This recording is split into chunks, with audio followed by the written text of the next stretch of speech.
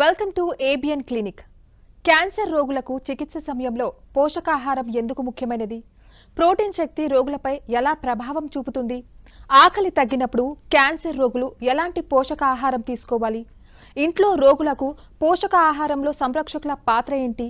రోగులకు హైడ్రేషన్ ఎంతో ముఖ్యమైనదో తెలిపేందుకు star hospitals వైద్యులు Santosh Kumar చెల్లపురం, DM Medical Oncology, Senior Consultant, Medical Oncology, Hemato-Oncology and BMT Specialist. Dr. Kripa Bajaj, DM Medical Oncology, Senior Consultant, Medical Oncologist and Cancer Genetics Expert, KIMS Hospitals. మనతో పాటు ఉన్నారు. వారిని అడిగి మరిన్ని వివరాలు తెలుసుకుందాం. నమస్తే డాక్టర్ గారు. నమస్తే అండి. నమస్తే. క్యాన్సర్ ఈ మధ్య మనం ఎక్కువగా వింటున్నాము, చూస్తున్నాము. So first of all cancer అనగానే అందరూ ప్యానిక్ అయిపోతూ ఉంటారు. అండ్ చాలా వరకు సైడ్ ఎఫెక్ట్స్, లాసెస్ చాలా ఉంటాయి. ఫైనాన్షియలీ కావచ్చు, ఫిజికలీ కావచ్చు, మెంటలీ కావచ్చు. మరి క్యాన్సర్ పేషెంట్స్ ఫుడ్ విషయంలో అసలు ఎటువంటి జాగ్రత్తలు తీసుకోవాలి? అండ్ ప్రోటీన్ ఫుడ్ అనేది ఎందుకు అవసరం అంటారు క్యాన్సర్ పేషెంట్కి? కరెక్ట్. సో క్యాన్సర్ టైప్ని బట్టి, స్టేజ్ని బట్టి పేషెంట్ ప్రజెంట్ అయినప్పుడు తన న్యూట్రిషన్ కండిషన్ అసెస్ చేస్తాము. అండ్ ఆల్సో దాన్ని బట్టి మేము ట్రీట్మెంట్ కూడా డెసిషన్ తీసుకుంటాము. పేషెంట్ యొక్క న్యూట్రిషన్ అనేది చాలా ఇంపార్టెంట్ రోల్ ప్లే చేస్తుందండి. ఇచ్చిన ట్రీట్మెంట్ ఒక సైడ్ ఎఫెక్ట్ తగ్గించడంలోనూ, పైగా ట్రీట్మెంట్ ఇచ్చిన తర్వాత రికవరీ కూడా చాలా ఈజీగా ఉంటుంది. ప్రోటీన్ ఎందుకు స్ట్రెస్ చేస్తారు అంటే, క్యాన్సర్ పేషెంట్స్కి మజిల్ చాలా ఫాస్ట్గా లూజ్ అవుతుంది. అండ్ ఆల్సో తీసుకున్నా సరే మనకి ప్రోటీన్ లెవెల్స్ తక్కువ మెయింటైన్ అవుతాయి, ఆల్బుమిన్ అంటాం. So for suppose stage 4 cancer liver effect అయిన వాళ్ళకి కానీ, లేకపోతే న్యూట్రిషన్ ఎప్పటి నుంచో సరిగ్గా మెయింటైన్ అవ్వని వాళ్ళకి ఆల్బుమిన్ లెవెల్ తక్కువ ఉండటం వల్ల కీమోథెరపీ యొక్క సైడ్ ఎఫెక్ట్స్ రావడం, లేకపోతే ఒంట్లో నీరు చేరడం అంతా జరుగుతుంది. అదే కాకుండా జబ్బు వల్ల వాళ్ళకి ఆహారం తినలేకపోవటం, ట్రీట్మెంట్ వల్ల ఆకలి తక్కువ ఉండటం వల్ల మజిల్ చాలా ఫాస్ట్గా ర్యాపిడ్గా లూజ్ అవుతుంది.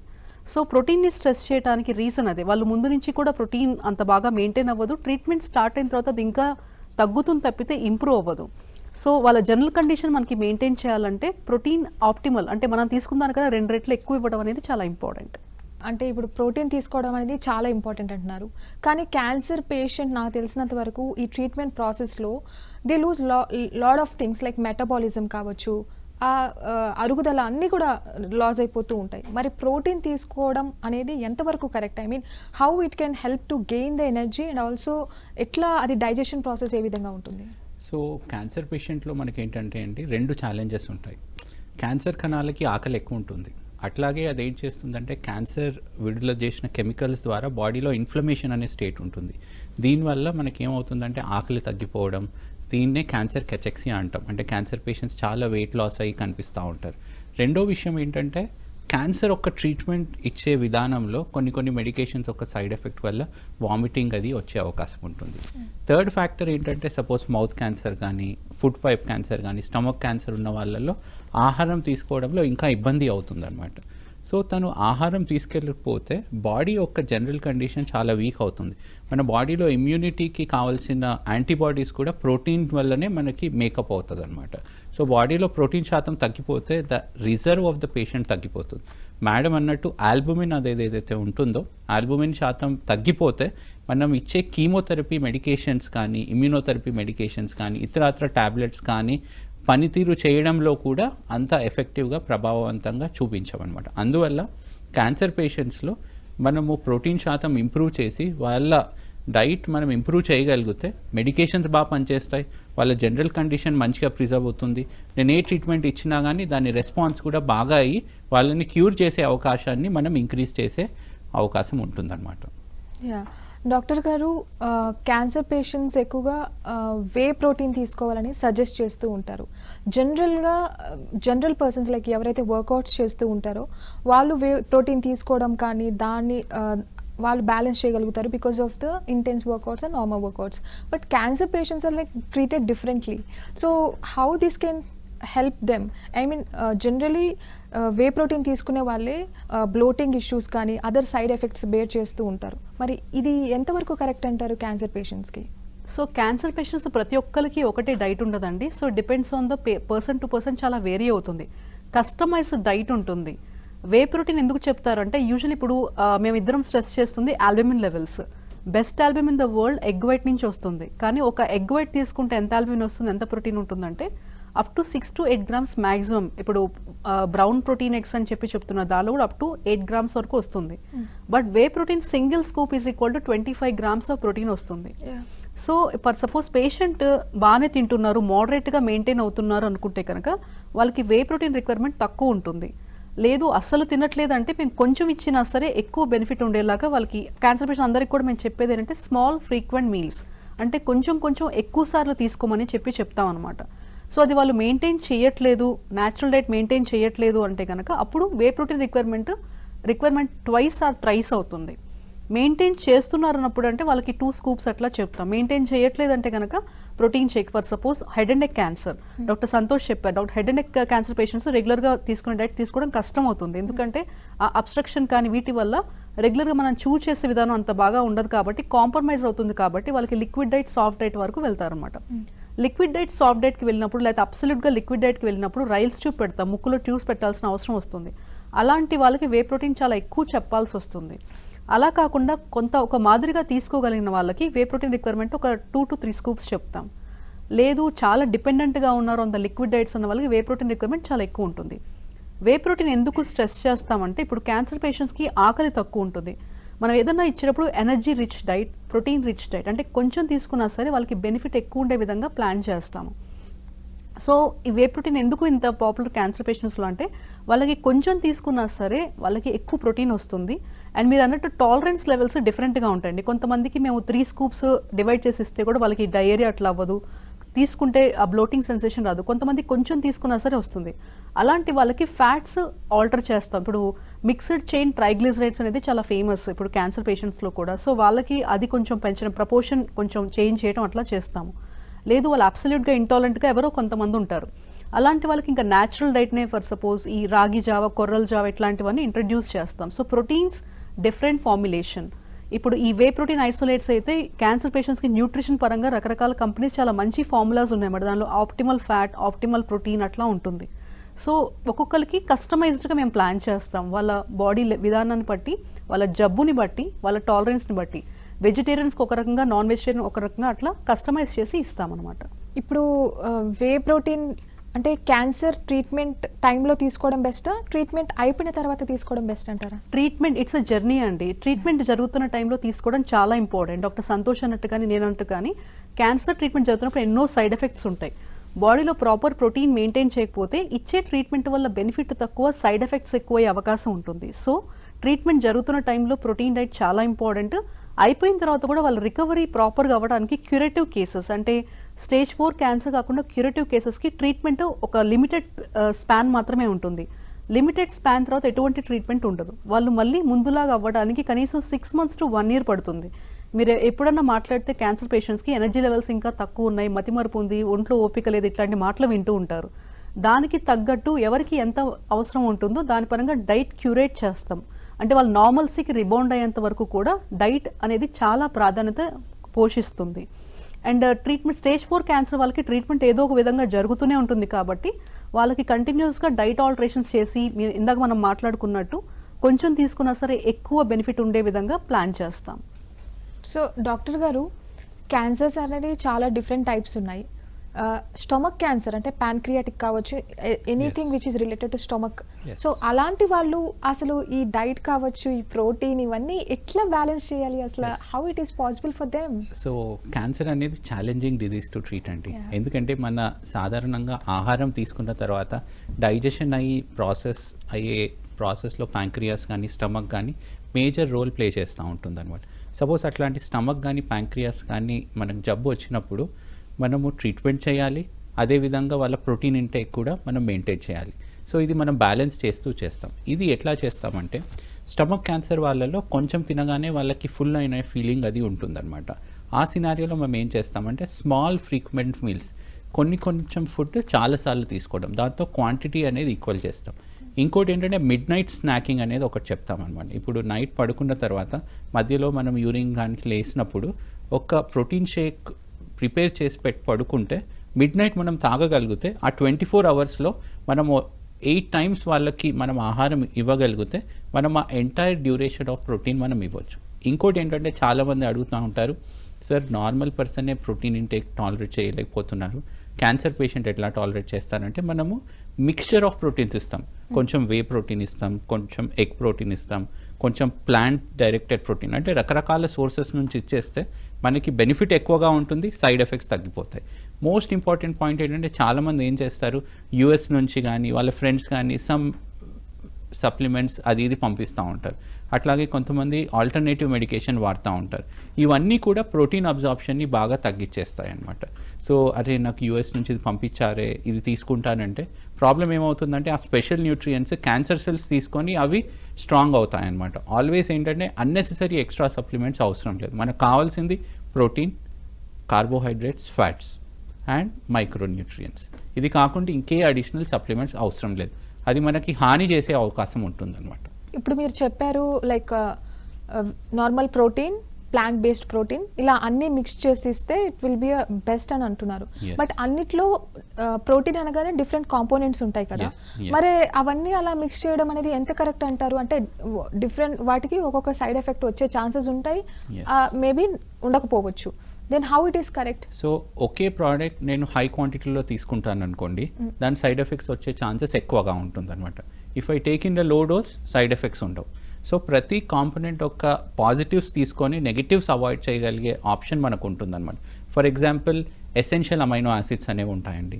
అది వే ప్రోటీన్లో ఎక్కువగా ఉంటాయి. మజిల్ బ్రెంట్ కానీ అట్లాగే ఇమ్యూనోగ్లోబులిన్స్ కానీ మనకి ఎక్కువగా ఉంటాయి. అట్లాగే కొన్ని బ్రాంచ్ చైన్ అమైనో యాసిడ్స్ అని ఉంటాయి, అవి ప్లాంట్ ప్రోటీన్ సోర్స్లో ఎక్కువగా ఉంటాయి. Suppose if I take 1 scoop of whey protein, 1 scoop of plant based, 1 scoop of egg based protein, అది హోల్సమ్గా అన్ని డెఫిషియన్సీస్ని కవర్ చేసి టాలరెన్స్ పరంగా కూడా మనకి బెటర్గా ఉంటుందన్నమాట. If I take same whey protein 5 scoops, side effects ఎక్కువగా ఉంటాయి.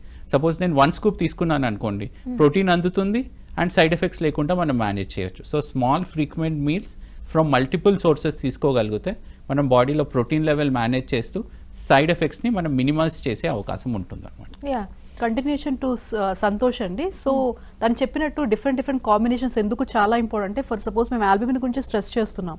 వే ప్రోటీన్ తీసుకున్న దానికి తర్వాత ఎగ్ వైట్ తీసుకున్న దానికి ఆల్బుమిన్ లెవెల్స్ ఎగ్ వైట్ తోనే మనకి ఫాస్ట్ గా రైజ్ అవుతుంది అనమాట. ఎందుకంటే అమైనో యాసిడ్స్ అంటే దాని స్ట్రక్చర్, దాని బిల్డింగ్ బ్లాక్స్ అనేవి డిఫరెంట్ గా ఉంటుంది. వే ప్రోటీన్ అనేది ఎక్కువ కూడా మజిల్, మీరు ఎప్పుడైనా డైటీషియన్తో మాట్లాడితే post workout they suggest whey protein తీసుకోండి అని చెప్పి చెప్తారు. ఎస్. సో మజిల్కి మాత్రం వే ప్రోటీన్ అనేది చాలా important component. But if you see albumin లేకపోతే కొన్ని ఇమ్యూన్ సిస్టమ్ని మెయింటైన్ చేసే ఇమ్యూనోగ్లోబులిన్స్ కానీ వాటికి డిఫరెంట్ కంపోజిషన్ ఆల్ టుగెదర్ అవసరం అవుతుంది. సో అందుకని కొంతమందికి ఇది ఈ ఒక రోజు తీసుకుంటే ఇంకో రోజు 100 grams పన్నీర్ తీసుకోమని, లేకపోతే ఇంకో రోజు సోయా చంక్స్ తీసుకోమని అట్లా డిఫరెంట్గా చెప్తాం. సో ఎప్పుడైనా సరే రెగ్యులర్ డైట్, న్యాచురల్గా మనం తీసుకునే diet, apart from head and neck cancer patients ఎవరైతే రైల్స్ ట్యూబ్ ఉందో వాళ్ళని తీసేస్తే రెగ్యులర్గా అందరు క్యాన్సర్ పేషెంట్స్కి కూడా కాంబినేషన్స్ చెప్తాం. ప్లాంట్ ప్రోటీన్స్, తర్వాత పన్నీర్ 100 grams అంటే it's animal protein, milk protein, it will have something else. అలాగే soya chunks, it's a very good amount of protein అనమాట. అలాగే దాల్, లేకపోతే మూంగ్, ఈ పల్సెస్ కానీ ఇవి కానీ. సో అట్లా మిక్చర్ అట్లా చెప్తాం అనమాట. సో న్యాచురల్ డైట్ ఉంటుంది అండ్ వే చాలా సిగ్నిఫికెంట్. ఓన్లీ వేనే తీసుకుంటే ఇప్పుడు మీరు అన్నట్టు డయేరియా అనేది చాలా సిగ్నిఫికెంట్గా ఉంటుంది. బ్లోటింగ్ సెన్సేషన్, అరుగుదల కూడా తక్కువ ఉంటుంది అనమాట. And not just that, kidneys మీద హిట్ అయ్యే అవకాశం కూడా ఉంటుంది. సో అన్ని బ్యాలెన్స్డ్గా ముందుకు. అంటే పేషెంట్ వీక్గానే ఉంటారు కదా, మెంటలీ కావచ్చు, ఫిజికలీ. కానీ ఫిజికల్ యాక్టివిటీ అనేది చాలా ఇంపార్టెంట్ అని చెప్తున్నారు. మరి ఇంట్లో వాళ్ళు అసలు ఈ ఫిజికల్ యాక్టివిటీ విషయంలో ఎటువంటి రోల్ ప్లే చేయాలి, ఎటువంటి జాగ్రత్తలు తీసుకోవాలి, అండ్ అసలు క్యాన్సర్ పేషెంట్కి ఎటువంటి వర్కౌట్స్ అనేది ఇంపార్టెంట్ అంటారు? సో చాలామంది ఏమంటారంటే ఫిజికల్ యాక్టివిటీ చేయమనగానే జిమ్కి వెళ్ళడం, హెవీ వెయిట్స్ లిఫ్ట్ చేయడం అట్లాంటి అపోహ ఉంటుంది. ఫిజికల్ యాక్టివిటీ అంటే ఇట్లాంటిది ఏమీ కాదండి. క్యాన్సర్ పేషెంట్స్కి ఏంటంటే సపోజ్ మెడికేషన్ తీసుకున్న తర్వాత అట్లాగే తన మజిల్ మాస్ని మెయింటైన్ చేయాలంటే కొద్దిగా మజిల్ యాక్టివిటీ అవసరం అవుతుంది. సో సింప్లెస్ట్ యాక్టివిటీ ఏంటంటే బ్రిస్క్ వాకింగ్ అండి. ఇంట్లోనే వాళ్ళ కమ్యూనిటీలోనో అట్లీస్ట్ వాక్ చేయగలిగితే అది సరిపోతుంది. అట్లాగే స్మైలీ బాల్స్ అని ఉంటాయి. ఆ స్మైలీ బాల్స్ తీసుకొని 15 minutes మన కంప్రెషన్స్ రిలాక్స్ చేస్తే మన హ్యాండ్ మజిల్స్ అన్నీ ఆటోమేటిక్గా అది పవర్ అయిపోతాయి. So 15 to 20 minutes of brisk walking and strengthening exercises చేస్తే కొద్దిగా కార్డియో యాక్టివిటీ వస్తుంది, అట్లాగే కోర్ యాక్టివిటీ కూడా వస్తుంది. Not that cancer patients gym వెళ్ళడం కాదు. మోస్ట్ ఇంపార్టెంట్ పాయింట్ ఏంటంటే హైడ్రేషన్ మెయింటైన్ చేయాలి. At least 3 to 3.5 liters minimum to minimum maintain చేయాలి. ఎందుకు అంటే కీమోథెరపీ మెడికేషన్స్లో కూడా ఎక్స్ట్రీమ్ హీట్ ఉంటుందండి. అంటే it's like extreme heat because of which cancer cells melt అయిపోతాయి అన్నమాట. ఆ హీట్ ప్రభావం మన బాడీపై ఉండకూడదంటే వాటర్ అనేది బాగా తాగాల్సి వస్తుంది అనమాట. ఈ టాక్సిన్స్ ఏవైతే రిలీజ్ అవుతాయో క్యాన్సర్ సెల్స్ కిల్ అయినప్పుడు ఈ టాక్సిన్స్ అన్నీ ఫ్లష్ అవుట్ అవ్వాలి యూరిన్లో. సపోజ్ వాటర్ సరిగ్గా తీసుకోకపోతే మనం ఇచ్చే మెడికేషన్స్ కూడా మనకి డోస్ తగ్గించాల్సి వస్తుంది. దానివల్ల కిడ్నీపై కూడా ప్రభావం ఉండే అవకాశం ఉంటుంది. అండ్ అట్లాగే మోస్ట్ ఇంపార్టెంట్ ఏంటంటే ఏ ఫుడ్ తీసుకున్నా కానీ హైజీనిక్ అండ్ బాయిల్డ్ ఫుడ్ తీసుకోవాల్సి వస్తుంది అనమాట. ఎందుకు అంటే క్యాన్సర్లో ఏంటంటే ఇమ్యూనిటీ అనేది తక్కువ ఉంటుంది. అట్లాగే మనం ఇచ్చే మెడికేషన్స్ వల్ల కూడా ఇమ్యూనిటీ తక్కువ ఉంటుంది. సపోజ్ కుక్ చేయకుండా ఇంప్రాపర్గా హై స్పైసెస్ తీసుకుంటే ఆల్రెడీ బాడీలో హీట్ ఎక్కువ ఉంది. ఇవన్నీ మెడికేషన్స్ వల్ల ఇంకా ప్రాబ్లం అవుతుంది. మనం చిన్నపిల్లలకి ఇస్తాం కదా ఈజీగా మ్యాష్ చేసే ఫుడ్, ఈజీగా అబ్జార్బ్ అయ్యే ఫుడ్, ఈజీగా డైజెస్ట్ అయ్యే ఫుడ్, అట్లాంటి ఆహారాన్ని మనం అందించాలన్నమాట. ఆల్వేస్ సపోజ్ ఫ్రూట్స్ ఏమైనా ఇవ్వాలంటే suppose special type of blood క్యాన్సర్స్లో మనం స్కిన్ పీల్ ఆఫ్ చేసి ఇవ్వాల్సిన అవసరం ఉంటుంది. ఎందుకంటే ఏమైనా ఇన్ఫెక్షన్ ఉన్నా కానీ అట్లాగే ఏమైనా ఫర్టిలైజర్స్ కూడా ఎక్స్టర్నల్ సర్ఫేస్ ఉంటాయన్నమాట. యాపిల్ ఇవ్వాలంటే అది పీల్ చేసి ఇస్తే వాళ్ళకి పౌష్టికాహారం ఉంటుంది, యాంటీ ఆక్సిడెంట్స్ ఉంటుంది, అండ్ ఇవి కొద్దిగా టేస్ట్ ఉంటుంది. The most important last point ఏంటంటే ఈ క్యాన్సర్ కీమోథెరపీ అండ్ మెడికేషన్స్ వల్ల టేస్ట్ బడ్స్ కూడా లాస్ అయిపోతాయి అన్నమాట. వాళ్ళు ఏ ఆహారం తీసుకున్నా కానీ బ్లాండ్గా అనిపిస్తుంది. సో అట్లాంటి సమయంలో ఏం చేయాలంటే కొద్దిగా ఏమైనా స్మూతీస్ ఏమన్నా ఇస్తే కొద్దిగా కోల్డ్ చేసి ఇవ్వాలన్నమాట. కొద్దిగా చల్లగైన ఆహారం ఇవ్వగలిగితే వాళ్ళకి స్వాలోయింగ్ ఈజీగా ఉంటుంది అండ్ టాలరెన్స్ టు మెడికేషన్ కూడా మంచిగా ఉంటుంది. వాళ్ళు డ్యూరింగ్ ది ట్రీట్మెంట్ చాలా వరకు స్కిన్ కలర్ మారడం కానీ నెయిల్స్ వీక్ అయిపోవడం కానీ అండ్ అలాగే హెయిర్ ఫాల్ జరుగుతూ ఉంటుంది. బేసిక్లీ ఎక్కువ ప్యానిక్ అయ్యేది ఏంటంటే కాళ్ళు, చేతులు అండ్ ఫేస్ ఇవన్నీ కూడా కలర్ మారిపోతూ ఉంటుంది. అది పర్మనెంట్గా అంటారా లేదా జస్ట్ ఫర్ ద ట్రీట్మెంట్ టైంలో అలా ఉంటుందా? అసలు ఏంటి దీని గురించి డీటెయిల్గా చెప్తారా? సో ఇందాక మనం డిస్కస్ చేసుకున్నట్టు కీమోథెరపీలో ఇంటెన్స్ హీట్ ఉంటుందండి. సపోజ్ మనము వేసవి కాలంలో సన్కి వెళ్ళినప్పుడు మన బాడీ ఎట్లయితే నల్లబడుతుందో అదే ఇంటర్నల్ హీట్ జనరేషన్ అవ్వడం వల్ల స్కిన్ బ్లాక్ అవ్వడం, నెయిల్స్ కొద్దిగా బ్లాక్ అవ్వడం, హెయిర్ లాస్ అవ్వడం అది జరుగుతుంది. ఇది ఎక్స్పెక్టెడ్ సైడ్ ఎఫెక్ట్ అండి. వన్స్ కీమోథెరపీ కంప్లీట్ అయిన తర్వాత ఇవన్నీ ప్రాసెస్ రికవరీ అవుతుంది. ఈ సపోజ్ ఎవరైనా కీమోథెరపీ పేషెంట్కి మనం మెడికేషన్ ఇచ్చినప్పుడు హెయిర్ లాస్ అయిందనుకోండి, it internally helps us that medication లోపల వెళ్ళి పనిచేస్తుందనే నిదర్శనం. సపోజ్ మెడికేషన్ ఇచ్చాను, హెయిర్ లాస్ అవ్వలేదు, స్కిన్ చేంజెస్ ఏం అవ్వలేదు అంటే నేను భయపడతాను, అరే మెడికేషన్ పనిచేస్తుందా లేదా అనేది. So these are all indirect indications that medication is going inside the body and working అనమాట. ఈ హెయిర్ లాస్ కానీ, స్కిన్ చేంజెస్ కానీ, నెయిల్ చేంజెస్ కానీ ఇవన్నీ రివర్సబుల్ అండి. వన్స్ కీమోథెరపీ కంప్లీట్ అయిన తర్వాత మళ్ళీ ఈ హెయిర్ అన్నీ తిరిగి రావడం అండ్ తిరిగి వచ్చిన హెయిర్ ఇంకా స్ట్రాంగ్ ఉంటుంది actually in fact. Okay, it's a good sign then. Yes. Okay, so radiation therapy, I think that's a severe painful therapy ఏమో అని నేను అనుకుంటున్నాను. సో ఆ థెరపీ గురించి మీరు మీ మాటల్లో. So radiation therapy is nothing but ఇప్పుడు సిటీ స్కాన్ మెషిన్కి కానీ పెట్ స్కాన్ మెషిన్కి కానీ ఎట్లయితే మనం ఉంటామో అట్లనే ఒక గ్యాంట్రీ ఉంటుందండి. దానిలో వెళ్ళి మన మీద లైట్ ఎట్లయితే పడుతుందో రేస్ పడతాయి అనమాట. రేడియోథెరపీకి సంబంధించిన ఎక్స్రేకి సంబంధించిన ఆల్టర్డ్ రేస్ ఉంటాయి, అవి మన మీద పడతాయి. అదేదో కరెంట్ షాక్ ట్రీట్మెంట్ లేకపోతే కరెంట్ ట్రీట్మెంట్ ఇట్లా అని అడుగుతూ ఉంటారు తెలియని వాళ్ళందరూ కూడా. చాలా ఇస్తే విపరీతంగా షాక్ వస్తుందంట కదా ఇట్లా అని అడిగిన వాళ్ళు చాలా మంది ఉంటారు. బట్ అది ఒక మిస్కన్సెప్షన్ అండి. జస్ట్ మనకి సిటీ స్కాన్కి వెళ్తే పెట్ స్కాన్కి వెళ్తే మనకి ఎగ్జాక్ట్గా ఎట్లయితే ఉంటుందో అట్లానే చేయించుకునేటప్పుడు పెయిన్లెస్గా ఉంటుంది. అది ప్లాన్ చేసేటప్పుడు ఒక స్పెసిఫిక్ లొకేషన్లోనే పట్టడానికి చేస్తారు. ఇప్పుడు కీమోథెరపీ ప్రిన్సిపల్ కానీ రేడియోథెరపీ ప్రిన్సిపల్ కానీ బాడీలో ఫాస్ట్గా డివైడ్ అయ్యే సెల్స్లో most active cell cancer cell. దాన్ని ఎఫెక్ట్ చేయడానికి రేడియోథెరపీ కీమోథెరపీలా ఇంజెక్షన్ ఫామ్లో ఎక్కించారండి. రేడియోథెరపీ ఒక లైట్ ఫోకస్డ్గా ఎట్లయితే లేజర్ లైట్ పడుతుందో అట్లానే ఒక ప్లాన్ చేసి స్పెసిఫిక్ ఏరియాని టార్గెట్ చేసి అక్కడ మాత్రమే రేస్ ఇస్తారనమాట.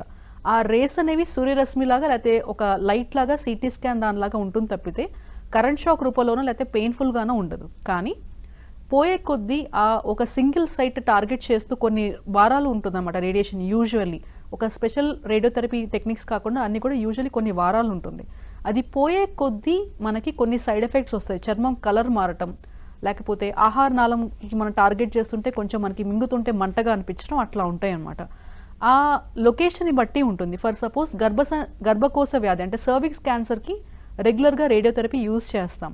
అది ఇచ్చే టైంలో వాళ్ళకి వచ్చే సైడ్ ఎఫెక్ట్ ఏంటంటే పక్కనే ఉన్న యూరిన్కి సంబంధించిన బ్యాగ్ యూరినరీ బ్లాడర్ ఎఫెక్ట్ అవ్వడం వల్ల యూరిన్ పోస్తే మంటగా ఉండటం కానీ, లేకపోతే పక్కనే ఉన్న వెనకాల ఉన్న మోషన్కి సంబంధించిన పాసేజ్ ఎఫెక్ట్ అయితే లూజ్ మోషన్స్ అవ్వడం కానీ ఉంటుంది. అంతే తప్పితే ఆ ప్రొసీజర్ పెయిన్ఫుల్ కాదు. బట్ దానివల్ల వచ్చే కొన్ని సైడ్ ఎఫెక్ట్స్ కూడా ట్రాన్సెంట్, అంటే కొంత సమయం ఉండి మళ్ళీ మామూలు అయిపోతుంది అనమాట.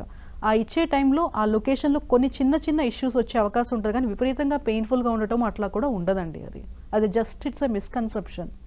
ఓకే, మరి క్యాన్సర్ బారిన పడకుండా, మరి ఏ వ్యాధి బారిన పడకుండా ఉండాలంటే ఒక పర్సన్ హెల్దీ లైఫ్ స్టైల్ ఏ విధంగా ఉండాలంటారు? ఎస్, సో చాలా మంచి ప్రశ్న అండి.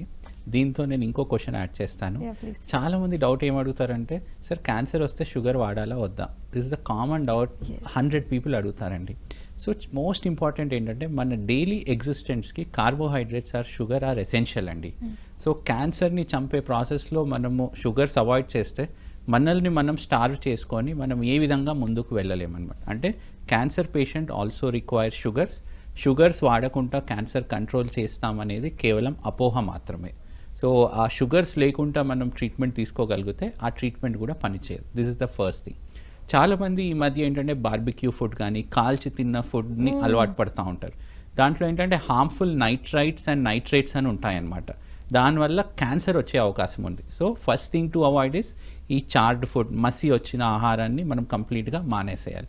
ఈ మధ్య మనకి ఏంటంటే టైం ఉండదు, మార్నింగ్ లేవగానే డ్యూటీకి వచ్చేసేయాలనే తొందరలో ఫాస్ట్ ఫుడ్ తింటాం, ప్రాసెస్డ్ ఫుడ్ తింటాం. కొంతమంది మాంసాన్ని సాసేజెస్ రూపంలో కానీ బీకన్ రూపంలో కానీ స్టోర్ చేసి పెట్టుకుంటారనమాట. దాన్ని ఒక స్లైస్ బ్రేక్ఫాస్ట్లో బ్రెడ్ మధ్యలో తినేస్తారు. ఈ స్టోర్ అయిన ఆహారం ఏదైతే ఈ మీట్ ఉంటుందో దీనివల్ల కూడా క్యాన్సర్ వచ్చే అవకాశం చాలా చాలా ఉంటుంది.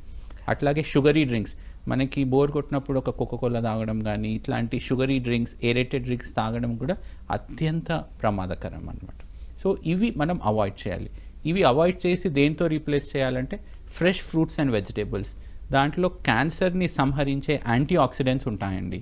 So freshly prepared fruits and vegetables ఇవి తీసుకోగలిగితే అట్లీస్ట్ 1 ఫ్రూట్ పర్ డే తీసుకోవాలండి. ఈ నియమం పాటించాలి. ఏ పరిస్థితుల్లో అయినా ప్రతి సీజన్కి దానికి సంబంధించిన ఫ్రూట్ మనకు అవైలబుల్ ఉంటుంది. So every day 1 fruit is very important. ఇంతకుముందు అంటారు, an apple a day keeps doctor away, a fruit a day keeps a doctor away and cancer away. This is very very important అనమాట. So avoid sugary drinks, fast foods, ultra processed meat and take lot of antioxidant rich fruits. ఇవి తీసుకోగలిగితే మనము risk ఫ్యాక్టర్స్ని avoid చేసి క్యాన్సర్ని రాకుండా prevent చేయవచ్చు. And last but not the least, physical activity. వారానికి minimum 150 నుంచి 200 నిమిషాలు మనము వాకింగ్ కానీ బ్రిస్క్ వాకింగ్ కానీ చేయాలి. డైలీ 30 మినిట్స్ సరిపోతుంది.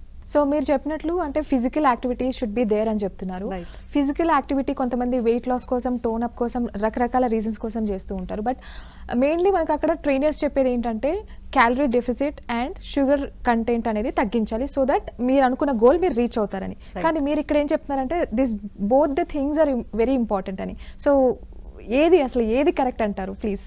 So high glycemic index foods అండి. ఫర్ సపోజ్ ఇప్పుడు డైటిషియన్ దగ్గర కొంతమందికి వెళ్తే, ఫర్ సపోజ్ నా ఫ్రెండ్ నేను వెళ్ళినప్పుడు నా ఫ్రెండ్కి వాళ్ళు ఎక్కువ తినమని సజెస్ట్ చేశారు. ఎక్కువ ఫ్యాట్ లేకపోతే ఎక్కువ ప్రోటీన్ లేకపోతే ఈ హై గ్లైసెమిక్ ఇండెక్స్ ఫుడ్స్ తగ్గించి ఇవి తీసుకోమని చెప్పారు. సో క్యూరేటెడ్గా ఉంటుందన్నమాట. బట్ ఇన్ జనరల్గా ఏంటంటే హై గ్లైసెమిక్ ఇండెక్స్ ఫుడ్ తీసుకోగానే వెంటనే మనకి షుగర్ స్పైక్ వచ్చే తీసుకోవడం అన్హెల్దీ ఎవరికైనా కూడా. అంటే మైదా ఉంది, రిఫైన్డ్ ఫ్లోర్ అనేది, వీట్ ఫ్లోర్ అనేది అసలు హెల్దీ కాదు అంటారు. అలా వీట్ ఫ్లోర్ ఈజ్ బెటర్, ఇంకా మిల్లెట్స్ ఇంకా బెటర్ అని చెప్తారు. రీజన్ ఏంటంటే ఒక ఫుడ్ తీసుకుంటే వెంటనే షుగర్ స్పైక్ రాకుండా స్లోగా షుగర్ స్పైక్ వచ్చి అది స్లోగా తగ్గుతున్న ఫుడ్స్ ఏవైనా సరే దోస్ ఆర్ హెల్దీ ఫుడ్స్ అనమాట. అలాగా తీసుకోగానే ఇన్స్టాంట్గా సర్జ్ ఉందనుకోండి, ఇప్పుడు పెప్సీ కానీ కోకోకోలా కానీ లేకపోతే రకరకాల జ్యూసెస్ కూడా ఇప్పుడు అన్హెల్దీ అని చెప్తున్నారు. కొన్ని జ్యూసెస్ ఆర్ అన్హెల్దీ ఎందుకంటే అవి చాలా ఫాస్ట్గా, dragon fruit juices are not at all allowed in USA అనమాట. హెల్దీ లైఫ్ స్టైల్ అడాప్ట్ అయినా, ఎందుకంటే డ్రాగన్ ఫ్రూట్లో కార్బోహైడ్రేట్ చాలా ఎక్కువ ఉంటుంది, ఇన్స్టాంట్గా సర్జ్ ఉంటుంది అనమాట. సో అంత ఇన్స్టాంట్ సర్జ్ లేకుండా స్లోగా రైస్ ఏదైతేనే బాగుంటుంది. అండ్ బెర్రీస్ ఉన్నాయి that have certain sugars which are very healthy and antioxidant రిచ్గా కూడా ఉంటుందన్నమాట. అందుకనే ఇప్పుడు అవకాడో కానీ లేకపోతే బెర్రీస్ కానీ this became a super food for all of us. Chia seeds కానీ ఇట్లాంటివి. ఎనీవేస్ నైస్ కాన్వర్జేషన్ అండి. Thanks a lot for your amazing time. చాలా చక్కటి విషయాలు తెలియజేశారు క్యాన్సర్కి సంబంధించి. Thanks a lot. I leave with last comment అండి. ప్లీజ్. చాలా మంది ఏంటంటే ఫాల్స్ సోషల్ మీడియా ఇన్ఫ్లుయెన్సర్స్ మాయలో పడి రకరకాల ప్రోడక్ట్స్ కొనడం, రకరకాల ఐటమ్స్ తీసుకోవడం, రకరకాల పద్ధతులు తీసుకోవడం చేస్తూ ఉన్నారు. మన ఛానల్ ద్వారా మనం ఇచ్చే మెసేజ్ ఏంటంటే, మీరు ఎవరైనా సోషల్ మీడియా ఇన్ఫ్లుయెన్సర్ ఎవరైనా ఫాలో అయినప్పుడు వాళ్ళ క్వాలిఫికేషన్స్ ఏంటి అనేది చూడండి. True. Are they qualified enough to give the advice? ఇప్పుడు we tell something, suppose problem అయినా కానీ we take the responsibility. That is most important. 50% of తప్పుదోవ పడుతున్నారు because of this interesting social media influencer content who are unqualified for what they say. ఈ message అనేది ఈ channel ద్వారా drive అవ్వాలి. Especially supplements and డర్మటలాజికల్ products అండి, అసలు అన్బిలీవబుల్గా చాలా రాంగ్ పబ్లిసిటీ జరుగుతూ ఉందన్నమాట. దానివల్ల రకరకాల ఆర్గన్స్ ఎఫెక్ట్ అవుతున్నాయి and people are getting effect in very bad way. So చాలామంది డాక్టర్స్ వీఆర్ లైక్ డూయింగ్ అనమాట, సోషల్ మీడియా క్యాంపెయిన్ చేస్తున్నాం. డర్మటలాజికల్ ఇష్యూస్ కానీ లేకపోతే సప్లిమెంట్స్ కానీ కొన్ని మజిల్కి సంబంధించిన ఇష్యూస్ కానీ అవన్నీ కూడా రాంగ్ నోషన్లో వెళ్తున్నాయి. సో న్యూట్రిషనిస్ట్ కానీ లేకపోతే ఏదన్నా మీరు కన్సల్ట్ అవుతున్నప్పుడు క్వాకరీ కాకుండా please encourage people who are well qualified. అది డాక్టర్ అవ్వచ్చు, డైటీషియన్ అవ్వచ్చు, ఎవరైనా సరే వాళ్ళ క్వాలిఫికేషన్ సర్టెన్గా చూసుకొని చేయండి, లేకపోతే మీరే సూప్లో పడతారు. అండ్ ఇండియాలో అంత క్వాకరీ సిస్టమ్ ఇంకెక్కడా లేదు, ఎందుకంటే మనం ఎవరినన్నా నమ్మేస్తాం, ఏదన్నా వినేస్తాం అనమాట. So yeah, true, very true అండి. చూసారు కదా, ఇది ఇవాల్టి ABN క్లినిక్. చూస్తూనే ఉండండి ABN Andhra Jyothi for more updates.